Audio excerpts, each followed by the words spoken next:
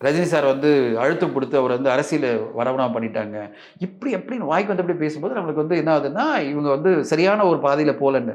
இத வந்து அதிமுகவே அப்படி பண்ணல. அவங்க ஆரோக்கியமா தான் பேசிட்டு இருக்காங்க. நீங்க எடப்பாடிய பார்த்தீங்கன்னா, ரொம்ப புடிச்சிருக்கு. அவர் பேசுறது எல்லாமே டேட்டா வச்சு பேசிட்டு இருக்காரு. இது சரியில்ல, அது சரியில்லன்றார்ல. அட்லீஸ்ட் அவர் வந்து ப்ராப்பரான ஒரு அரசியல்வாதி மாரி பேசிட்டு இருக்காரு. நீங்க எப்படி பேசுறீங்க? ஒரு ஆல்டர்னேட்டிவா அவர பார்ட்டி எப்படி பேசணும்? சோ அத பேசல. அண்ணாமலை அவர்கள் எப்படி பேசுறாரு? அவர் பேசினாலே ஒரு ஏன் இவ்வளவு பெரிய கிளாப் அடிக்கிறாங்க? டேட்டா வச்சு பேசுறாரு அவரு.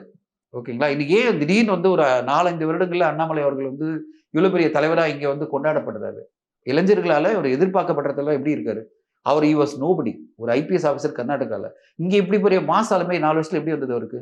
இன்னொரு 5 வருடம் இருந்தாருன்னா, அவர் ஒரு பெரிய ஆளுமையா இங்க இருப்பாரு. தனிப்பட்ட முறையில பார்ட்டி ஆரம்பிச்சாலே ஒரு பெரிய தலைவர் ஆயிடுவார் போல இருக்கு. அந்த அளவு மக்கள் ஏன் ரசிக்கிறாங்கன்னா, அவருடைய போல்ட்னஸ் வித் டேட்டா. டேட்டா பேஸோட பேசுறாரு. இந்த டேட்டா இருக்கு, அந்த டேட்டா இருக்கு. இத வச்சு நான் பேசுறேன்னு. அதுல தப்பு, ரைட் இதெல்லாம் ஆளாளுக்கு பேசலாம் நீங்க.